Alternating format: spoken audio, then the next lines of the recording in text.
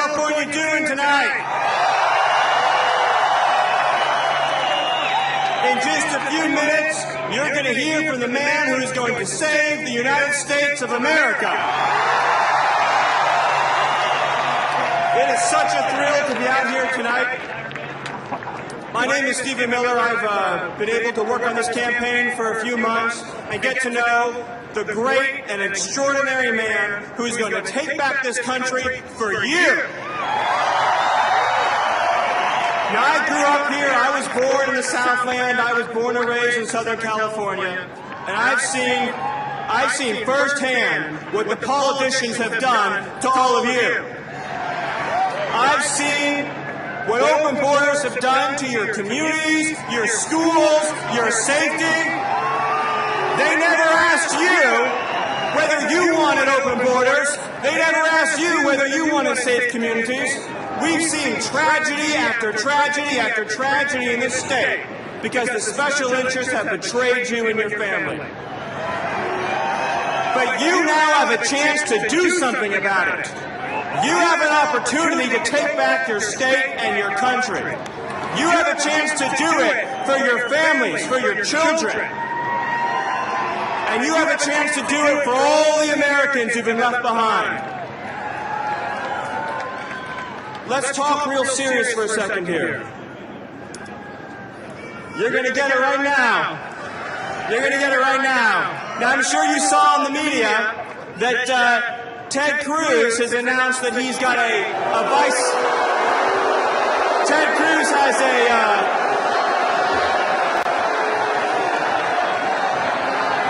we got a great audience here tonight. I love this energy. Now, I'm sure you heard that Ted Cruz, after being mathematically eliminated, has picked a vice president. Now, in other news, Ted Cruz has also picked his cabinet when he becomes the King of England. He's getting ready for that. Yeah, and he's picked his starting. He's picked his quarterback. Now there's going to be a football coach, and he's also going to be the manager for the Anaheim or the Los Angeles Angels now. Ted Cruz has got his whole thing figured out. Yeah. Now, Ted Cruz's pick, Carly Fiorina, is an interesting choice because here in California, Carly Fiorina laid off 30,000 workers. And she sent their jobs to India, and she sent their jobs overseas to Asia. So we're going to call the Cruz-Fiorina ticket the outsourcing ticket. And we're going to call Donald J. Trump the America ticket. That's right. Now, I'm sure you've seen that some people in Washington have complained about Mr. Trump's tone. They say Mr. Trump's too tough on illegal immigration. They say Mr. Trump is too tough on crime. They say Mr. Trump's too tough on the special interests. You know, we have some people in attendance tonight, I'm very, very honored to say, that very serious, so we call them angel moms. They're mothers who've lost their children to illegal immigrant violence. And Donald Trump has pledged that if he's president, for every mom out there who's lost her kid, he's going to deliver justice. And he's going to stand because the special interests who weep their crocodile tears over Mr. Trump's tone, did they cry when Kate Steinle lost her life? No, they didn't. You know why? Because the special interests don't care about you. But do you know who does care about you? That's right. Donald J. Trump cares about you. And when California sends him to the White House, he's going to fight for all of you. You won't be left behind anymore. There won't be any more second-class citizens. Donald Trump will fight harder for you than the other side is fighting for illegal immigrants. Donald Trump is going to fight to get you safe communities. Donald Trump's going to fight to get you safe schools and rising wages. You're going to have a champion in your corner. you're going to have somebody who's going to represent you and your family and your jobs and your security. Are you ready? Are you ready to build that wall? Are you ready to take back your country? Are you ready to put jobs and wages for Americans first? Then I ask all of you, is the state of California prepared to send Donald J. Trump to the White House? This is your chance. This is your once-in-a-lifetime opportunity to put the God-fearing, beautiful people of this country first again. So one more time, so all the people who betrayed you can hear you in D.C. Will California send a man to the White House who will put the American people first? Then get out and vote. Get out and vote. Get your family, get your neighbors, and fight for this country. God bless every single one of you. And now let's hear from all of you how excited you are for Donald Trump. Let's hear everybody. God bless you. God bless this beautiful state. And God bless the United States of America.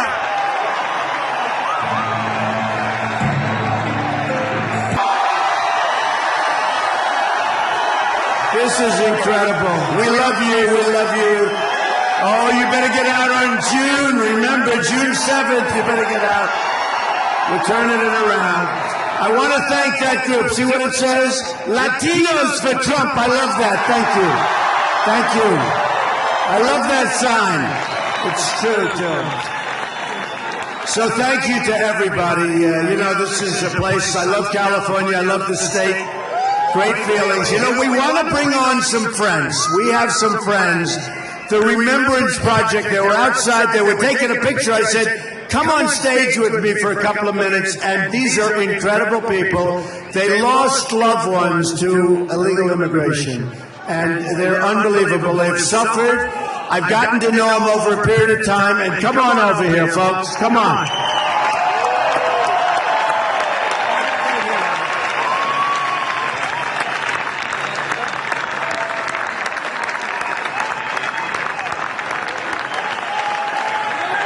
These are great people. They've become my friends over the last couple of years, and they have really suffered.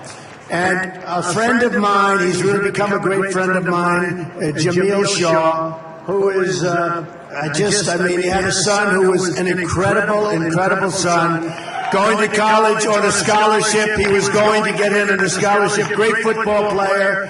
And I just want Jamil, representing the group, to say a few words and explain what happened. And it's tough. It's tough. But your son died with unbelievable purpose, because what's happening, and when they hear the story, we'll all understand. And then we're going to get back to other things, including jobs, Jamil, right? Okay. Jamil Shaw, great friend. Thank you. Thank you. I just want to bring it back to the day that Donald Trump was coming down the escalator, and which everybody saw that very first day. I was watching it too, and I was, I felt so proud, because for the first time, my son was died and was murdered in 2008. But when I saw Trump and what he said, for the first time, it gave me real hope, real change, something to hope for.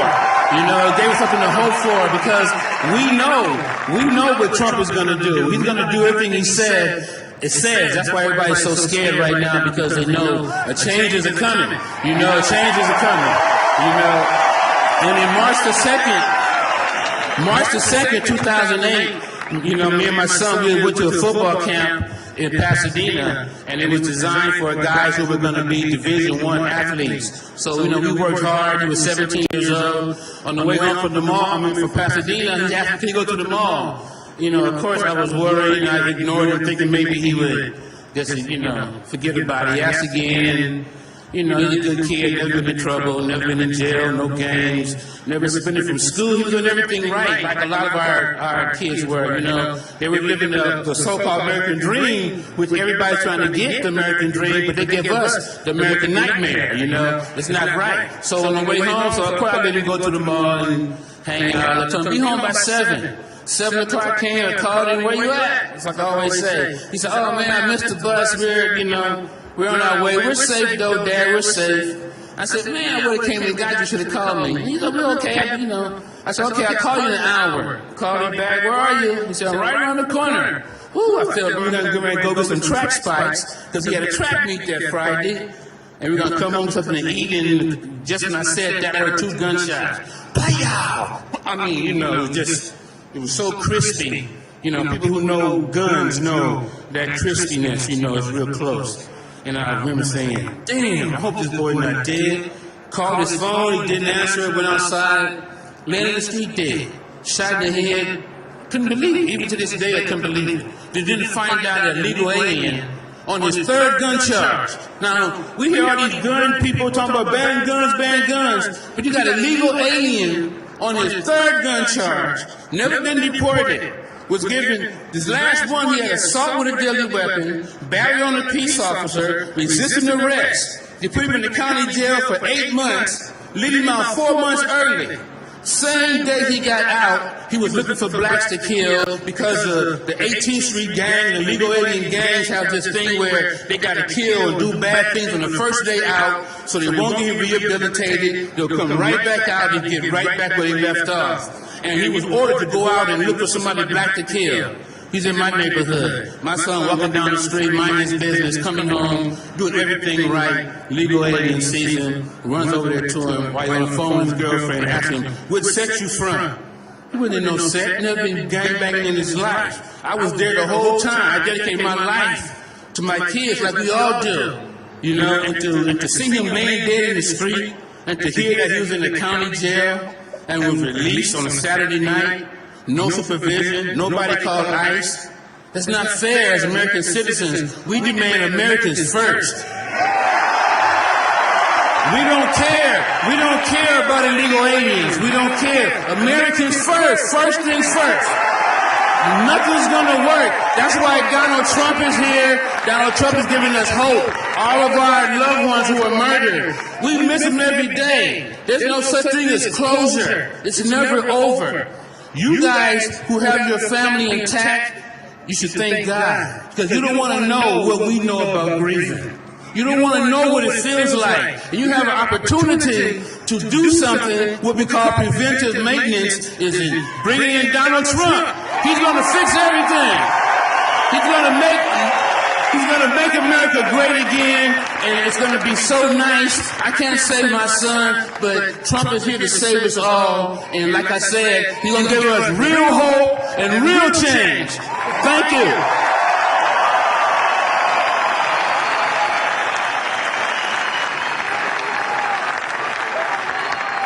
He is such a great guy. I've gotten to know all of these people, and most of these people, all of them actually. And I will tell you, Jamil, just representing the group, they all have a very similar story to tell. And people that shouldn't have been here, people that should have never been allowed to come over the border, and they come here like it's nothing. They walk through like it's just nothing. And we're going to stop it, and we're going to build a wall. We're going to also.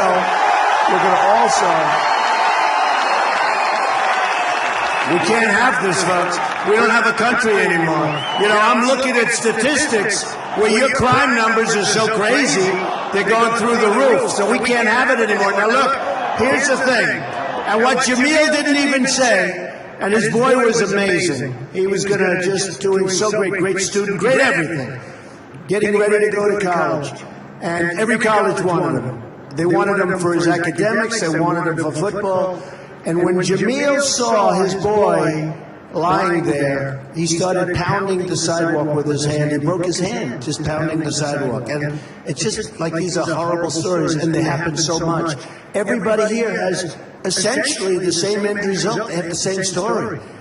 They're great people. These are unbelievable people. I don't even know how they take it. These are great, unbelievable people. We have to stop it. And their lives are so important. And your relatives' lives are so important. Your boys, your girls, all of the people. They did not die in vain, believe me, because it's such an important thing. And I just want to thank all of you. You're special, special people. Really brave. And just go out and do the best you can. Let's have a good evening, okay? All right? We love you. Thank you. Thank you.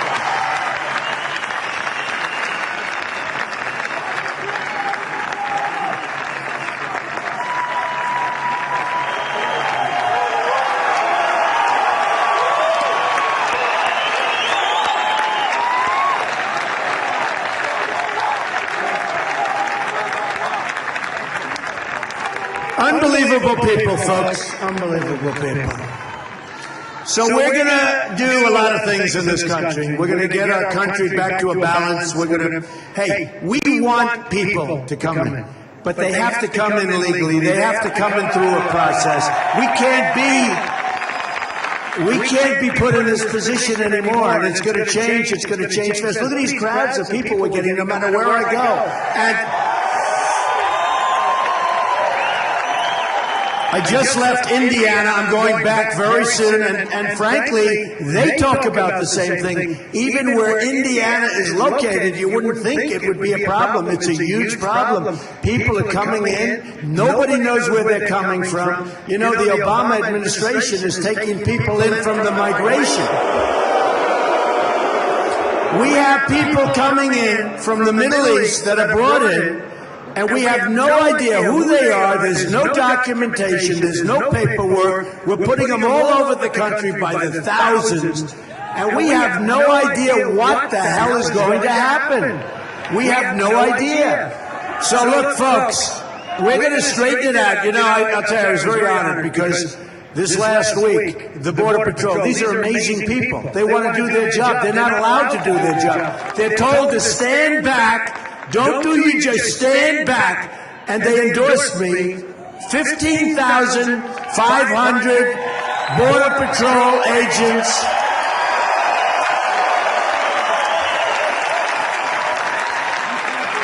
And when we let them go to it, they're going to be great even before the wall gets built. But we will build the wall. Mexico is going to pay for the wall. We're going to stop drugs from coming in. The drugs are poisoning our youth and a lot of other people, and we're going to get it stopped, okay? We're going to get it stopped. And I'll tell you this, let me just tell you, because I see it, I see all the Hispanic signs and the Latino signs, and I love the people. I love the people. African-American signs, I love that sign, by the way. And we're going to do great with the African Americans, with the Hispanics, because we're going to bring jobs back to our country. We are going to bring jobs back to this country. Our jobs have been sucked away like you take candy from a baby. We're not going to let it happen anymore, folks. We're not going to let it happen. So we have to be tough. We have to be vigilant. We have to be strong. And I tell this story. Good, thank you, darling. I love you too. Look at that. Great. But I tell this story, and in a way it's a rough story. But this country is so politically correct. We don't get anything. We don't understand anything. We don't understand what's going on. We don't understand. And it's the story of General Pershing. Do you know that story? Does anybody know it? It's a rough story. And they were having a tremendous, this is before the First World War, they were having a tremendous problem with really radical Islamic terrorism. They were having an unbelievable problem.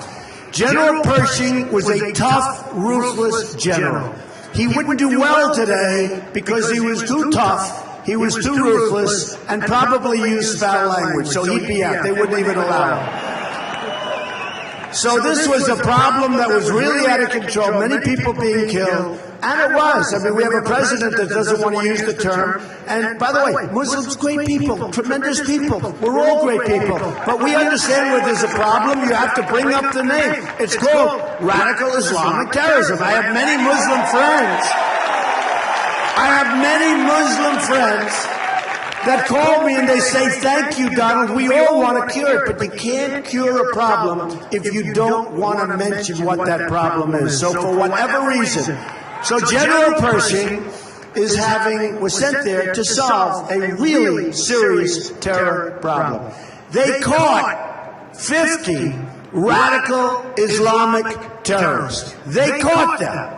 They took the 50, they lined them up.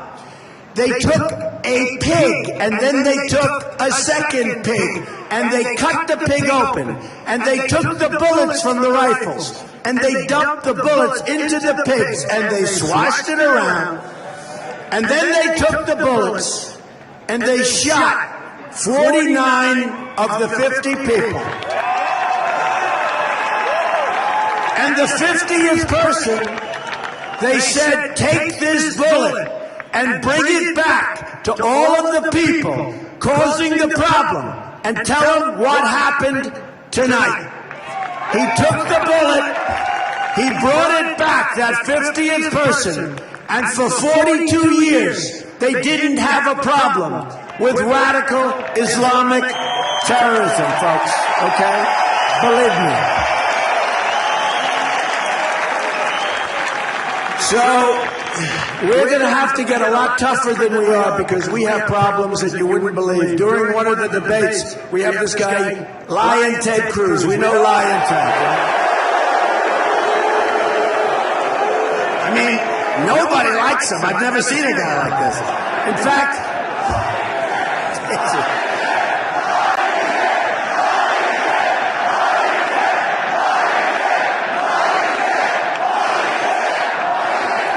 have we branded this guy or what? I mean,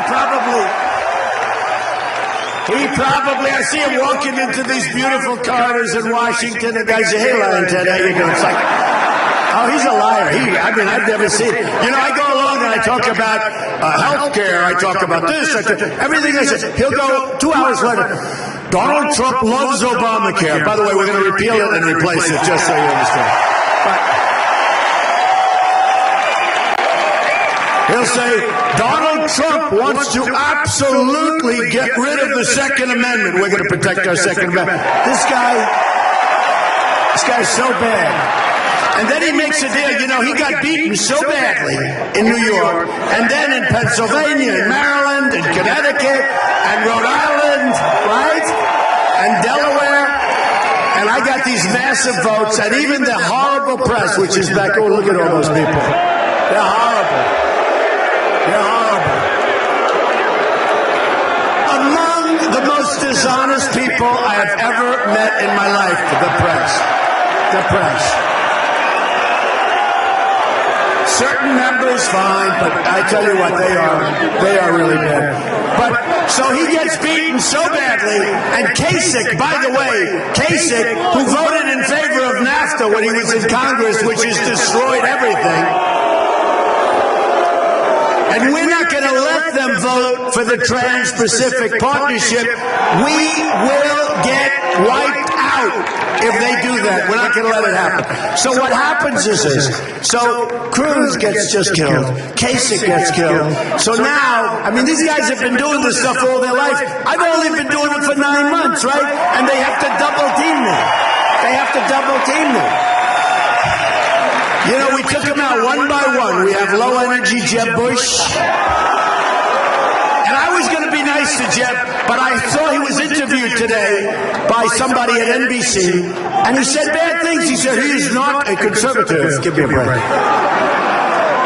He is not a conservative. I am actually a conservative, but I'm like smart, too. When we have all this stuff, it's like... No, I was going to be nice to him. Because I like a lot of the people that have disappeared, one after another. It's a beautiful sight. Boom, boom, boom, boom. And I was nice to Jeb Bush, you know, after he got defeated, I was nice. But here's what happens. So I hear he's interviewed today. I said, do me a favor. It's amazing what they can do. They have this thing about 2 seconds later, they give me a copy of his interview. I said, let me know. I figure they're going to give it to me in writing. Let me know one of my guys dead. He says, I've got it, sir. Like, what, 11 seconds later. He's got a machine that's giving me the whole interview. What would you like? He presses Trump, and it goes right to that section. And he starts hitting me, you know, like, he said, and he did say, he's a gifted politician. He said that a while ago. And my wife said, why would he say that? I shouldn't tell you this. Maybe he's not so smart. Why would you say that, right? But he hits me today, so I feel fine. He's a low-energy person. We don't need low-energy people. Just remember that. We need high energy. We need strength. You know, Hillary, crooked Hillary, right? Crooked. She's crooked as you can be. Crooked Hillary. No, crooked Hillary. She said very strongly, I don't like the tone of Donald Trump, the tone. Now she's there shouting all night long, reading off teleprompters. Does she ever make a speech where there's not? I mean, she won the other night. I'm sort of glad she won. You know, I really want to beat her more than Sanders. And you know, the system is rigged on both sides. It's rigged on our side. I have 5 million. I have so many votes more than like Cruz and Kasich. And yet, you know, they go in and they sort of semi-bribe all these people and the delegates, and all of a sudden, and it's just like, it's a terrible system. I mean, it's a terrible system. But Hillary said, I don't like the tone. Now, here we are in a world that's going to hell. We have people's heads are being cut off. You know, not since medieval times. I used to love history. It was like my favorite. I loved history. And you'd read about medieval times, right? Medieval times. Chop off heads. Now we're chopping off heads. I mean, I didn't see anything about this. Even the Wild West, they'd shoot you, but they don't chop off the heads. Chop off the heads, drown people in these big cages, 50 at a time, drop. And she said, I don't like his tone. His tone is nasty. Folks, we need a tough tone, folks. We need a tough tone. We need a tough tone, believe me. Believe me. For a while, at least, we're going to need it. You know, when they talked to Lion Ted, so we were at the debate, and I've been at the center of every single debate, number one. Won every debate, according to all the polls. Drudge, who's fantastic, Drudge, and Time Magazine, and all these people. I've won every single debate. I've been center stage, and the only thing that would bother me is when we had an even number. I'd always say, I don't want an even number, because then we'd have two people at the center, but I was always number one, so usually we had an odd. But I was always center, right? And they asked Cruz about waterboarding. What do you think of waterboarding? Well, and he didn't like it because it's really not like a good answer for him, because he's actually a very weak person. So he didn't like it. So he's sort of like, well, so after like 2 minutes, you didn't know what the hell he said, right? Because he's a politician. Then they look at me, what do you think of waterboarding, Mr. Trump? I said, I think it's great. I think it's just fine. Just fine. And you all remember this one of the debates, and I didn't know if I was saying the right thing. I just say the truth. I said, I think it's fine. I said, we are living in a very, very vicious world, and I think it's fine. And frankly, if we can, I'd go many steps further than waterboarding, okay? Many, many steps further. And if that requires changing laws, you know, the next day I'm hit with, you'll have to change the laws. It's all fine. But, you know, how do you defeat an enemy when we are playing at a certain level? We have all these rules and regulations. We have a soldier that's a little bit rough, and they destroy the soldier, right? And they have down here, they have no rules, no regulations. They can do whatever they want. That's not a good way to win, folks, okay? So we're going to have to get a lot tougher, a lot smarter. Remember the story with really a great general, but remember the story of General Pershing. Just remember that story, folks, because we have problems. We have problems. Even coming over today, a very big problem. Lots of things. You listen to the news, you see what's going on. We have to be smart, we have to be tough, we have to be vigilant, or we're not going to have our country anymore. I'm telling you that. So here's the story. And we have to have great compassion. We have to have great compassion. Remember this, borders. If we don't have borders, we don't have a country. So we're going to have borders. Now, in California, and I heard this for the first time today, a poll came out today, not that I'm proud of this particular statistic. I hate to tell you. Should I tell you? They said that I'm even Rasmussen poll. I'm even with her. I don't like being even, but I haven't started on her. You know, these guys like Kasich. I've had 55,000 negative ads. I have negative ads. I just left Indiana. Every single ad is a Trump ad. And believe me, most of them are really wrong. Some, not so bad. But most of them, millions of dollars being spent. In Florida, when I went to Florida, I went a whole week. I was down in Florida at Trump National Doral, very good place, by the way. But I'm down, and I'm watching, and every ad was like a Trump hit. And I told my people, there's no way we could win Florida. And they said, what? Because I said, every time I turn on the television, all I see are these horrible lies, these horrible ads. And then I won in a landslide. So you never know. I mean, you never know. I think people become immune. But But just remember, okay, just remember. We're going to do something. You know, we have a movement going on, right? It's a movement. This isn't like a normal situation. Bill O'Reilly last week, good guy, tough.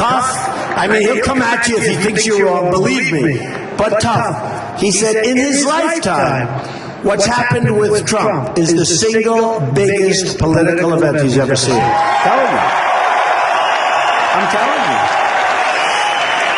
The biggest political event. And many people have said it. But, and I have to tell you, so I get a call from a writer, actually a very good writer, even though he does happen to be on the liberal side, which is fine. He said, Mr. Trump, could I ask you this question? I don't know. He goes, how does it feel? I said, how does what feel? What you've done has never been done in the history of politics in our nation. I said, really? I haven't won. I mean, what have I done? He said, you've changed the whole landscape of politics. I sort of get it. He said, no, but he said, and he said strongly, he said, no, it doesn't. I said, no, I have to win. He said, no, you don't have to win. If you don't win, what you have done will be talked about in 30 years, and 20 years, and 50 years. I said, no. If I don't win, I will consider it, and I don't just mean the nomination, beating Lion Ted and Kasich, who eats. You ever see a guy eat like him? Every time he has a news conference, they're around the table. You know, sometimes the media's pretty tough, and they wrap the table, right? And I might be eating, and I'll stop. And if my food gets cold, who cares, right? I never saw a guy like this. He's shoving this stuff. My son comes up to me and goes, Daddy, that's disgusting. Who is that, Daddy? Barron. Who is that? Anyway, so look. We have a chance to do something great. And I told him, I said, if you tell me that I get the nomination and don't win, or if you tell me I don't get the nomination, frankly, if I wasn't going to win, I'd rather not get the nomination, because the whole thing is about winning. And we can't make... And we have to take care of our country. We can't make the changes if I don't win. He said, doesn't matter. I said, I will tell you this. If I don't win, as good as you say I have done, if I don't win, I will consider it a total and complete waste of time, energy, and money. I really mean it. Because we are on the verge of doing something that's really unprecedented. You know, they used to call it the silent majority. Now we'll call it the noisy majority, because we're not going to take it anymore. We're not going to take it, folks. We're not going to take it.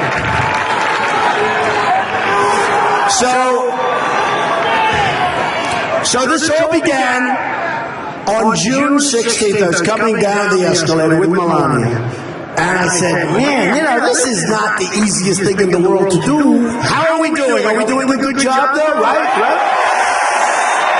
You know, it's funny.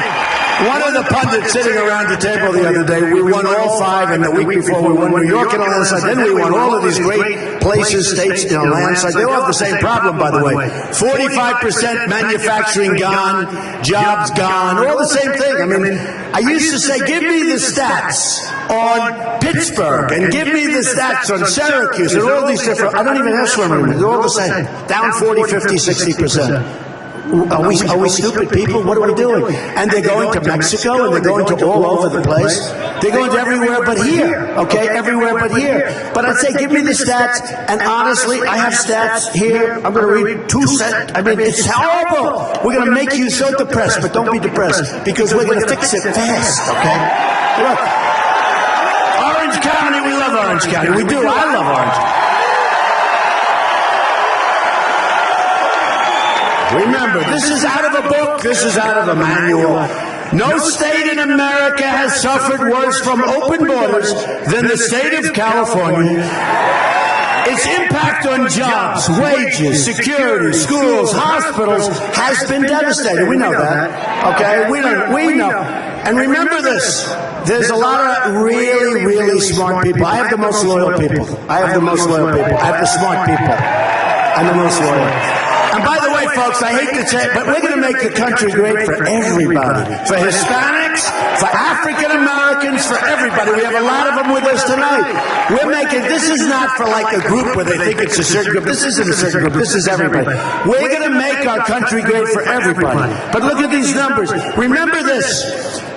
18 years ago, we have people that 18 years ago, they've worked harder now than they did 18 years ago, but 18 years ago, they were making more money in real terms than they make today. And today, in many cases, they're doing double jobs, and they're dying with it. And it's supposed to be the opposite way, including me. What the hell am I doing this for, right? It's supposed to be. But it's supposed, I love you too, it's supposed to be the opposite. So think of it. We have hard workers, middle income, even above middle income, and even below middle income, where they work harder today than they worked 18 years ago. 18 years. By the way, this isn't me. This is a statistic that you all. They're working harder today than 18 years ago, and they're making less money. It's no good. It's no good. It's no good. And other people are taking new jobs, and our jobs are being disappearing. They're going to other countries. You look at what's happening in Mexico. Ford is building a massive plant. Carrier Air Conditioning just left. They're leaving Indiana. They're going to open up in Mexico. They're going to make air conditioners. They're going to sell them across the border with no tax. And you know what? 1,400 people laid off. Now with me, they're paying a 35% tax as soon as they leave, folks. And they're never going to leave. And they're never, ever going to leave. Okay? You know, if you do that, the people, these poor, stupid people that were running things.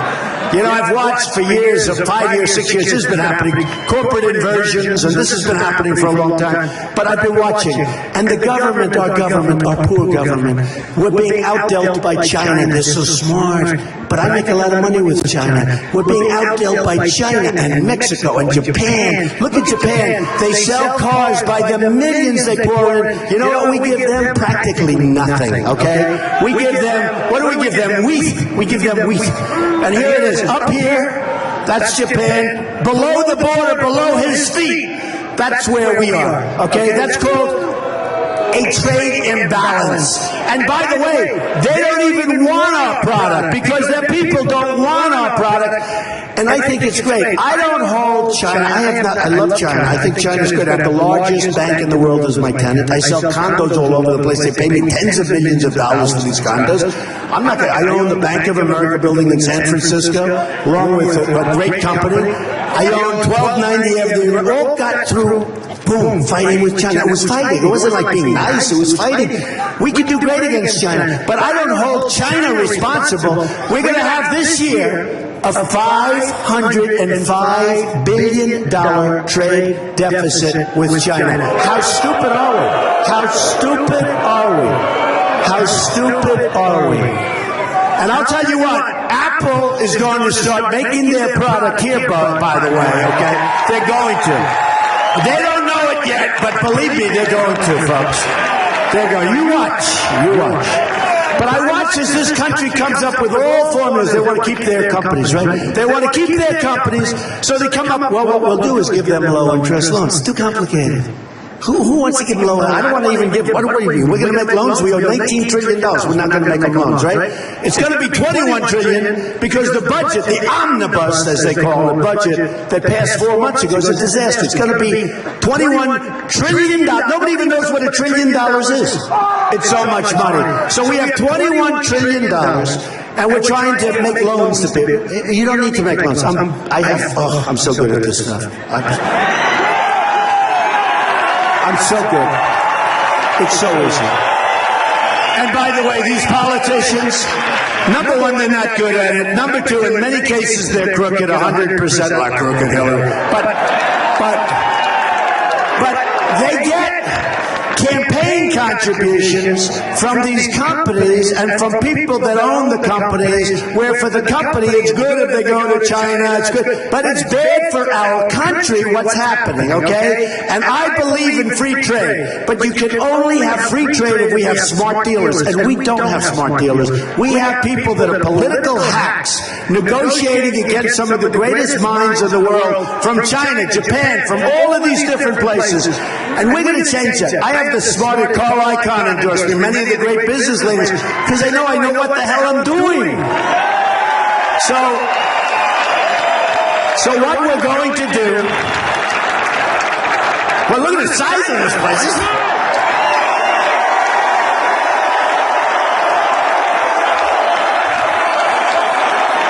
You know, I have to tell you, folks, I wish the cameras would spin around and show. They won't show it ever. Look at the size of this. This has to be a record. This thing is...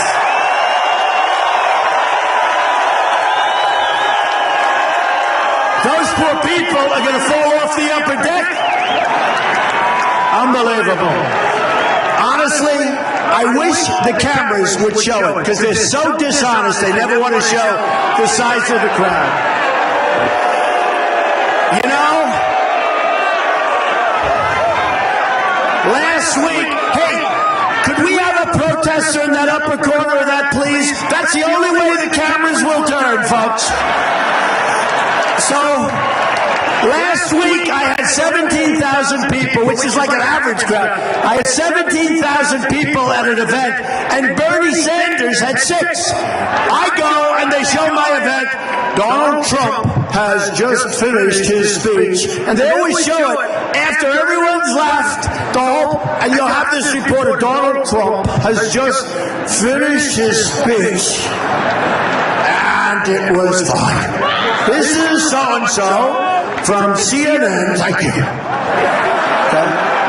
And Fox, in all fairness, they don't report it. They're not showing this crowd. I mean, they're disgusting. They're not showing. So I had 17,000 people. Now, Bernie Sanders has 6,000 people. That's a good crowd. This is so-and-so, and we're with the Sanders campaign, where he has a massive crowd of people. It's unbelievable, folks. It's unbelievable, folks. So, but you know, the end result is people are getting it because they're seeing the numbers. And you know what we're doing to Cruz and Kasich? We're winning. It's a rigged system. It's crooked as hell. But the only way you win is by big fat numbers when even the rigged system can't change the outcome. Okay? Can't change. I've told the story.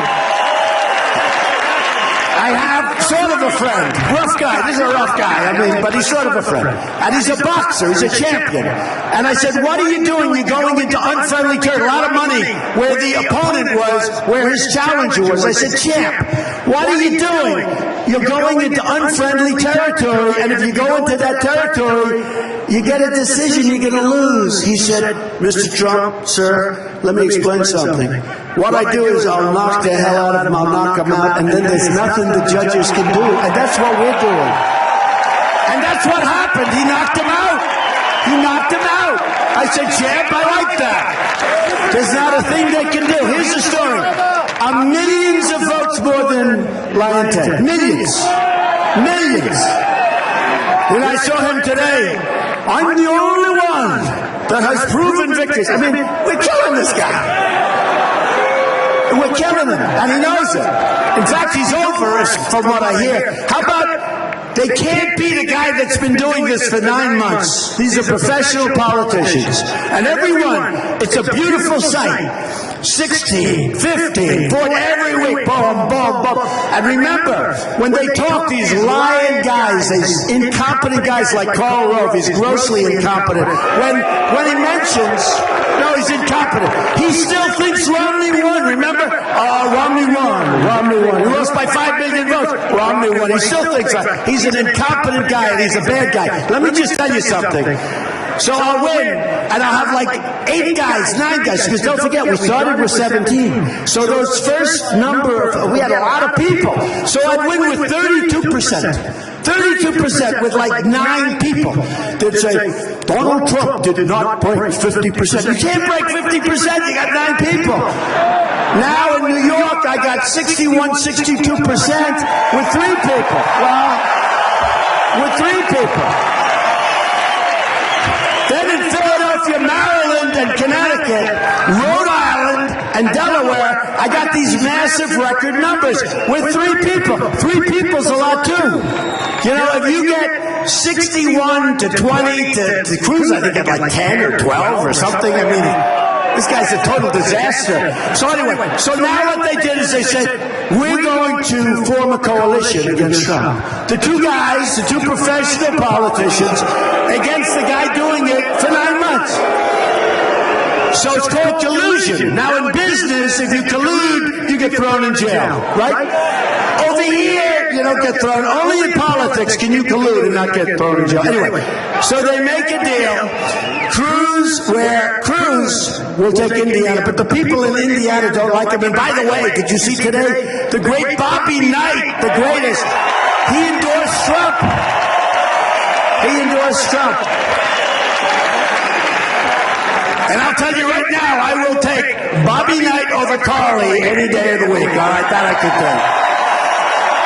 So they formed this deal, and it's collusion, and they got together, and one's going to take Oregon and another one. And by the way, did you see the poll just came out in Oregon? Trump 48, and they're down in the 20s. It's fantastic. And I'm going to Oregon next week.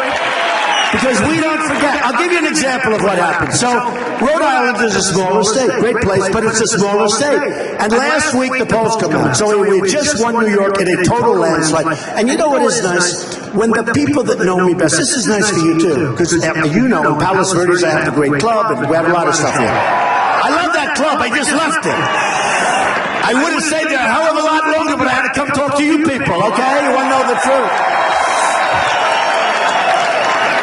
No, I love it. But look, so my people, you know, I have good professional people, and they said, Rhode Island, smaller, it's got like 18 delegates, whatever it is.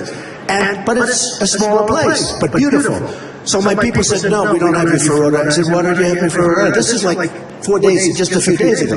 They said, we didn't put you in Rhode Island, Mr. Trump, because you're so far ahead that you can't be beaten. You're 64%, and I haven't been there. Now, I have friends in Rhode Island. So I said to my people, I want to go to Rhode Island. They said, it's not going to help you because you're going to win. You know, because I believe in the poll stuff, in all fairness. They said, you're going to win. I said, I want to go to Rhode Island. Why? I said, because I want to go to Rhode Island. I don't want to disappoint the people that are supporting me. That's why.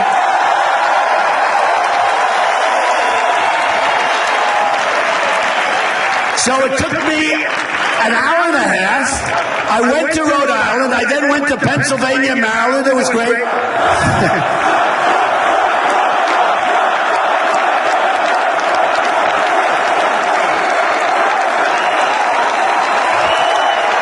So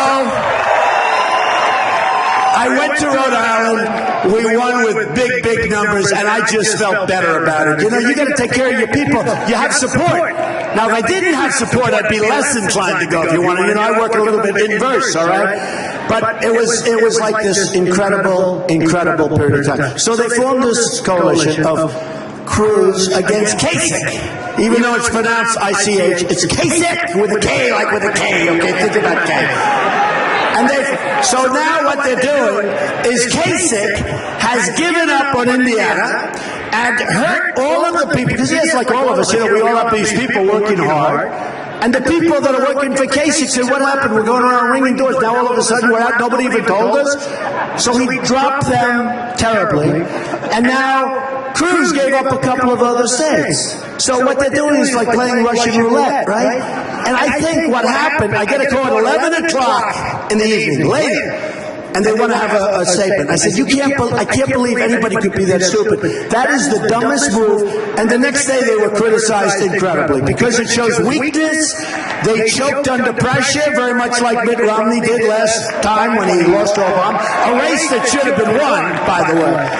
But they choked under pressure, and I think it's going to happen. I haven't seen new polls, and the big poll is going to be on Tuesday in Indiana.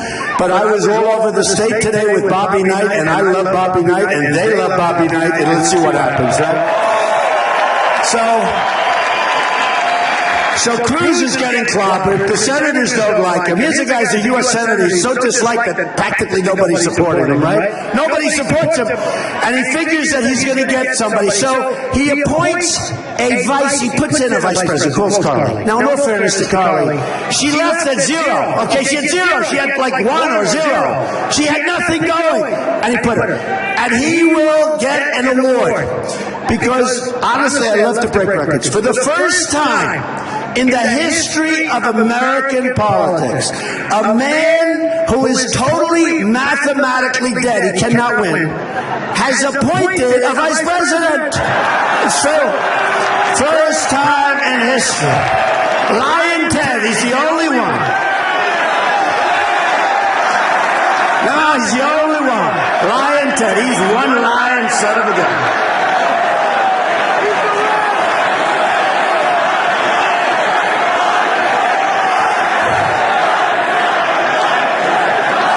He's some liar, I tell you. You know what he probably did with her? He probably said, Carly, we're doing great. We're going to win. Let's go. Be my vice president. Oh, boy. So I think we're going to have a great vote on Tuesday in Indiana. I mean, it's a great place. It's great people. Amazing people. Amazing people. They're all amazing. I tell you what, this country, and I've gotten to know the people really well, far greater. This has been an amazing exercise. One thing, you know, I told you the story about, well, because I won't, if we don't win all the way, because we're going to have great military, we'll have great everything, great trade deals. But I will say the one thing I really have gotten, I've gotten to know millions of people. Think of it, millions and millions of people. Today, we have a long way to go. You know, we haven't gotten to California yet. I don't even know why the hell I'm here. We're not going until the 7th, right? 7th. But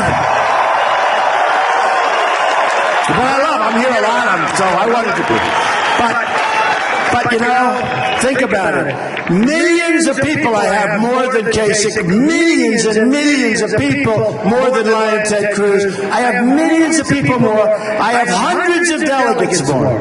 You know, you read the stuff that Kasich has done great. He signed all these. Well, he's signing for the 2nd, 3rd, 4th, 5th. I don't want to waste my time. I don't want to give out free hotel rooms to all those people. Do you understand? Because we're going to win on the first ballot. I'm not looking for the second. And we should do it. We should be able to do it. No, we should be able to do it. Easily. I mean, now they're saying, you know, all of a sudden, I see today on television, the biggest people are saying, well, we think Donald Trump is going to make a great president. They said, wait a minute, 5 weeks ago, the guy was saying I'm a stiff. What's going on over here? What's going on? The biggest senators, the biggest Congress people, we have unbelievable support. And people called me, even last week. People, hello, darling. Oh, I love you. I thought it was a protest. I was hoping. No protest. That's okay. That's all right. Watch what happens. You gotta go home. I'm telling you, it bothers me. You gotta go home. And your husband, wife, boyfriend, girlfriend, children, they've watched you. They'll say, were there any people there, Dad? Mom, were there any people there? Because of these lying people. I wish you'd take those cameras and spin them, folks. Spin those cameras. Spin them. Look, spin them. Go ahead. We have 31,000 people here today. We have 31,000 people. Look, they don't turn the cameras. Just bad people. They're bad.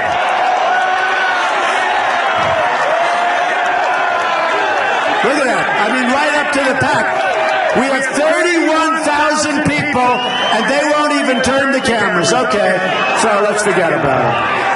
They're a waste of time. Remember what I said. We win it anyway, folks. We win it anyway. So here's the story.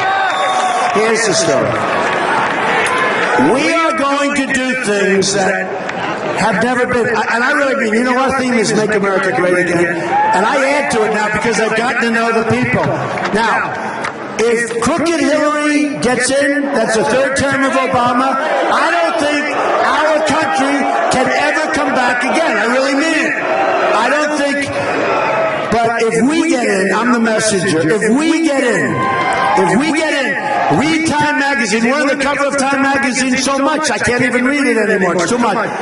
But we're talking, and they're talking about it as a movement, and it is. It's a total, not even a modern-day movement, an all-time movement. And you go anywhere. I was in Alabama. We had 35,000, 21,000 in Dallas, 31,000 people tonight, 31,000. And I mean, you knew about it like what? 2 days ago we announced we're coming in. So it's incredible.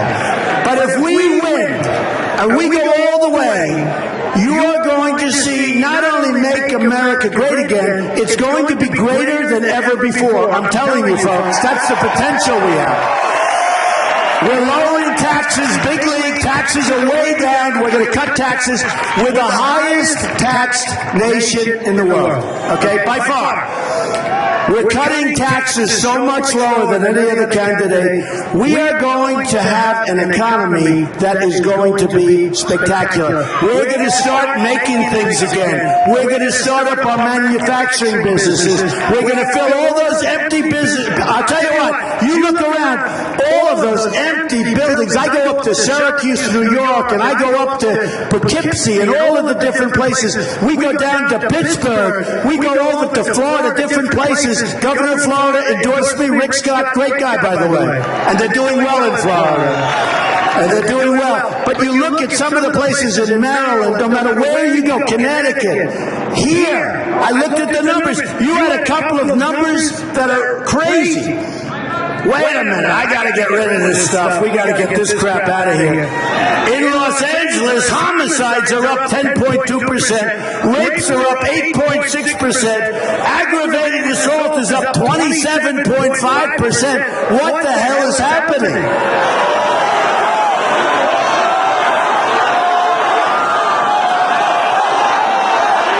It's terrible.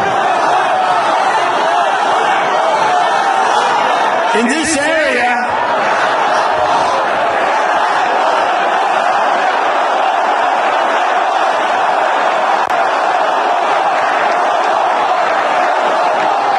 we're going to build that wall, folks. We're going to build that wall. That wall is going to be built. I mean, it's incredible. This area, listen to this. What's going on? This area.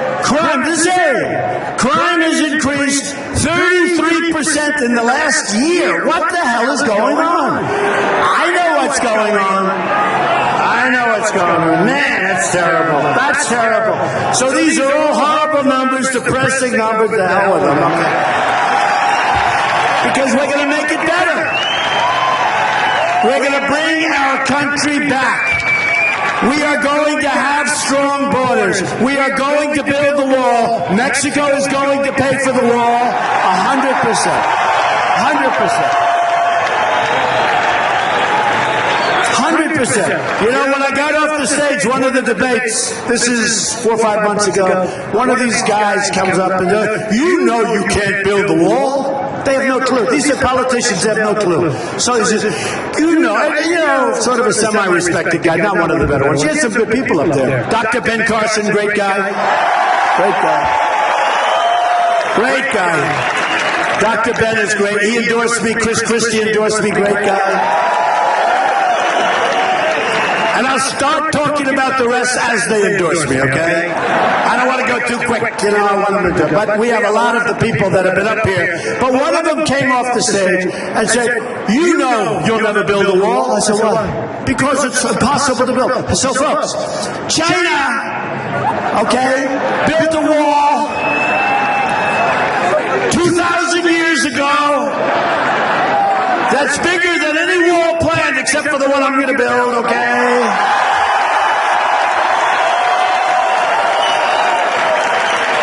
And it's 13,000 miles long. Now that is a wall. Now our wall, it's 2,000 miles, but we need 1,000 miles because we have a lot of natural barriers, okay? A lot of natural barriers. So we need 1,000. So China, 2,000 years ago, does 13,000 miles. We need 1,000 miles. And we have Caterpillar tractors. By the way, I'm not buying Komatsu. We're buying Caterpillar, right? Made in the USA. Made in the USA.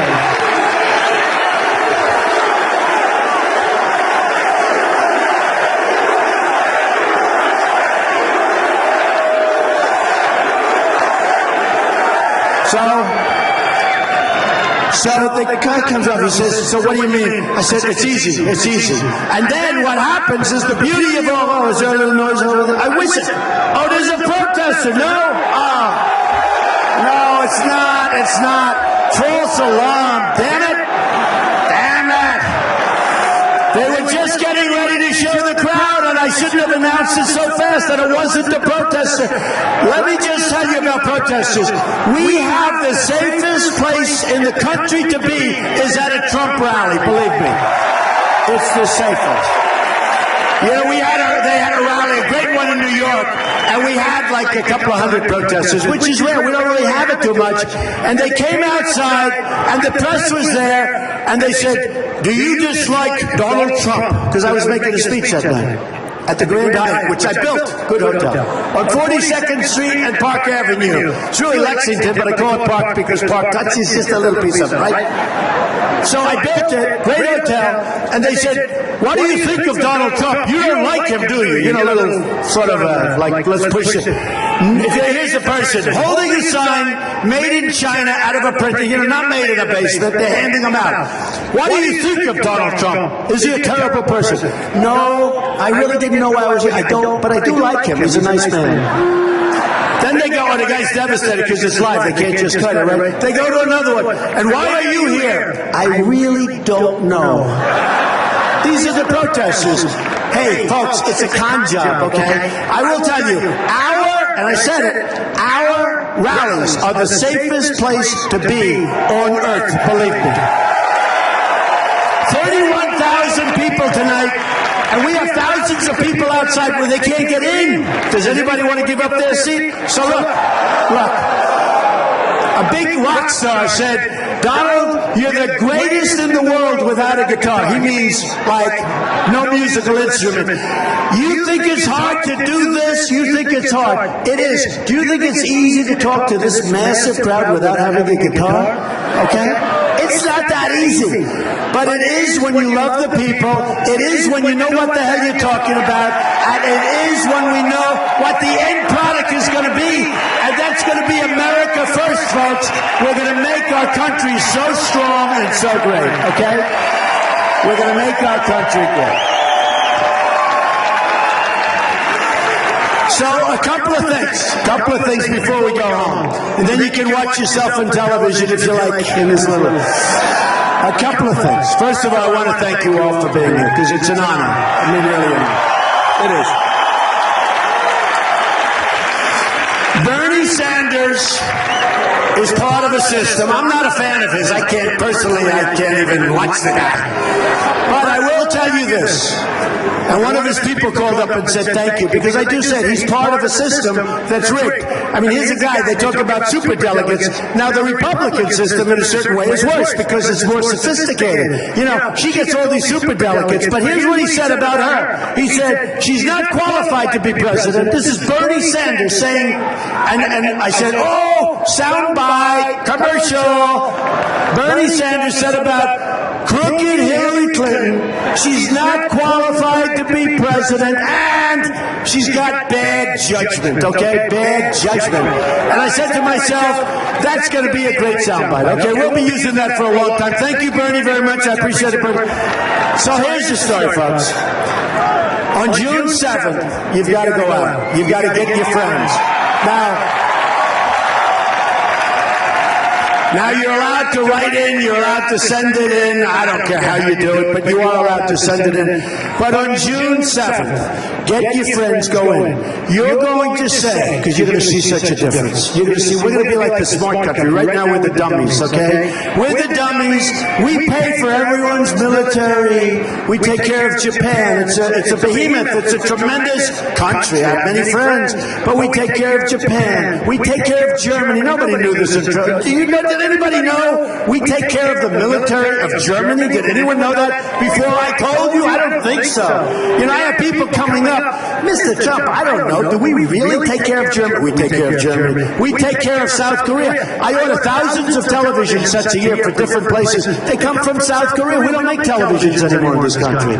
Remember, we used to have Sylvania and General Electric and all these televisions. We don't make them. Now we have Samsung, LG. You have Sony, which a little bit has lost its way, but that's in Japan. But you have South Korea. We have 28,000 soldiers on the border between the maniac, right, and North Korea and South Korea, right? So you have 28,000 soldiers.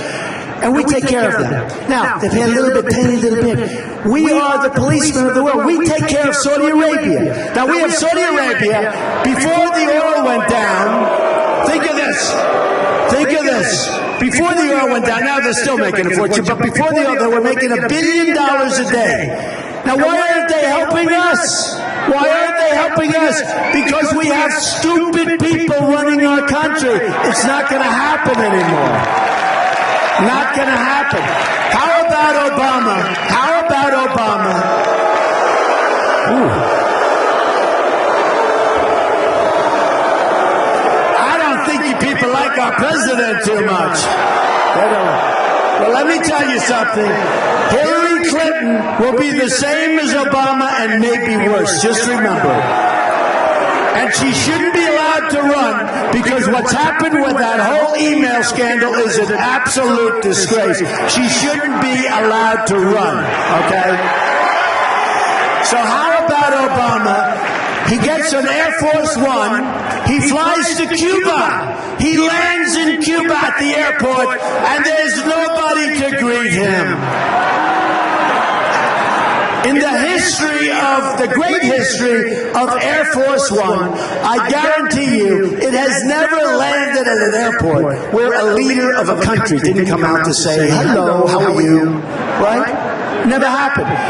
Then he goes to Saudi Arabia, and he lands in Saudi Arabia. Now, I like Saudi Arabia. Many friends from Saudi Arabia, they buy my condos. Oh, bing, bing, bing, bing. I love them. No problem. I love them. They're fine. He goes to Saudi Arabia. He lands. There's nobody to greet him.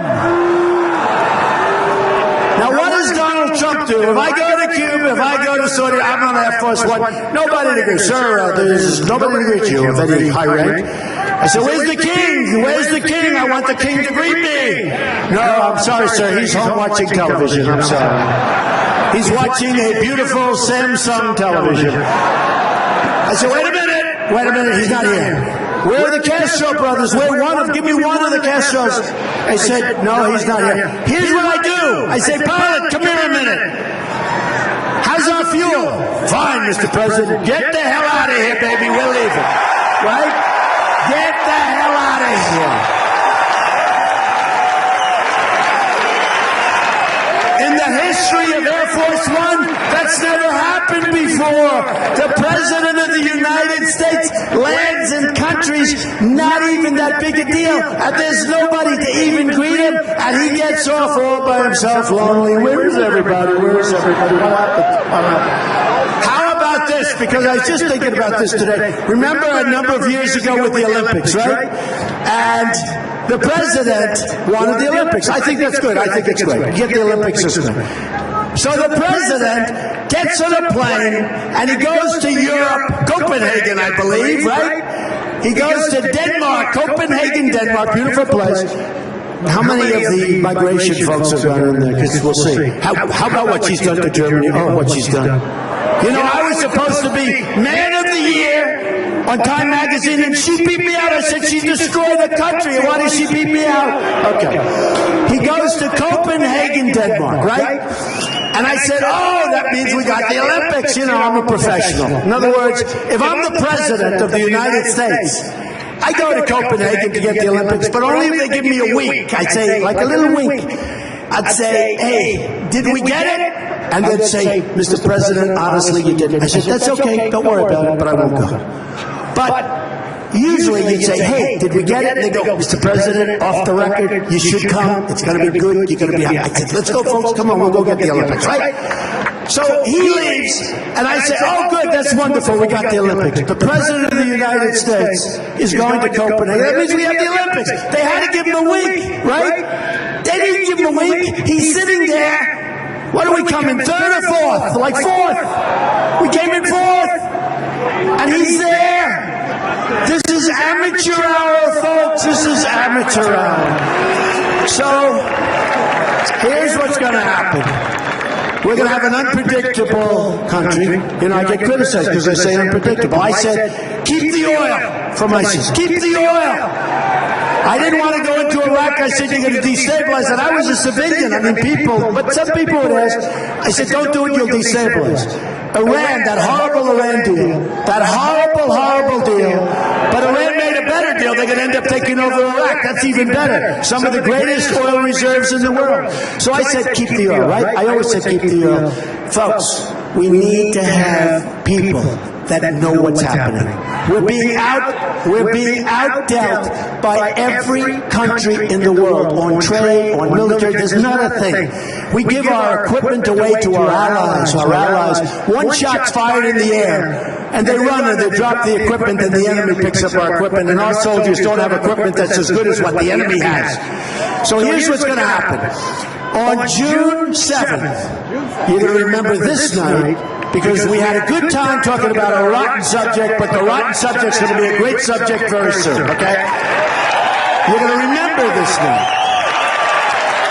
And by the way, did we have a good time despite the subject, right? Right? We're going to bring jobs back to our country, folks. We're going to bring jobs back to our country. And any company that wants to leave, that's fine, but they're going to have to pay the consequences. There will be consequences. So they go to Mexico, they make product, they want to sell it back here. Guess what? All those people that have been laid off, we're going to charge them tax and never leave it. Ready? So here's the story. We're going to start winning again. You know, we don't win anymore as a country, right? Look at these older guys over here. They're all saying, you're right, you're right. We used to win. We don't. Veterans for Trump. I love the veterans. I love those veterans. So here it is.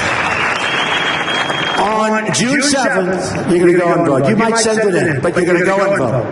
And we are going to start winning again. We're going to win with our military. We're going to knock the hell out of ISIS. We're going to win for our veterans, our great, great veterans. We're going to take care of them. We're going to win on the Second Amendment. It's under siege. We're going to protect our Second Amendment. We're going to win with health care. We're going to repeal and replace Obamacare with something so much better.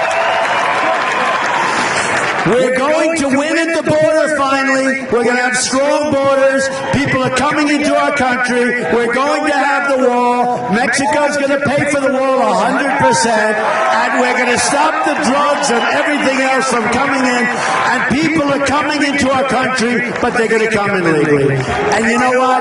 We're going to win so big with trade, and we're going to make our country wealthy again and strong again, and we're going to rebuild our whole infrastructure again, and we're going to be proud of our country, and we're going to win. And I love to do this, and we'll do it one last time, folks. We're going to win. We're going to keep winning. We're going to win at military. We're going to win at trade. We're going to win at everything we do. We're going to win, win, win. You people, you're going to be sick and tired of winning. You're going to say, Mr. President, please, we can't take it anymore. You're winning too much. And I'm going to say, I don't give a damn. We're going to keep winning 100%. America first. We're going to make America great again. We're going to make America strong again. And you're going to be proud of your country again. I love you. Thank you very much, everybody. I love California. June 7th. Thank you.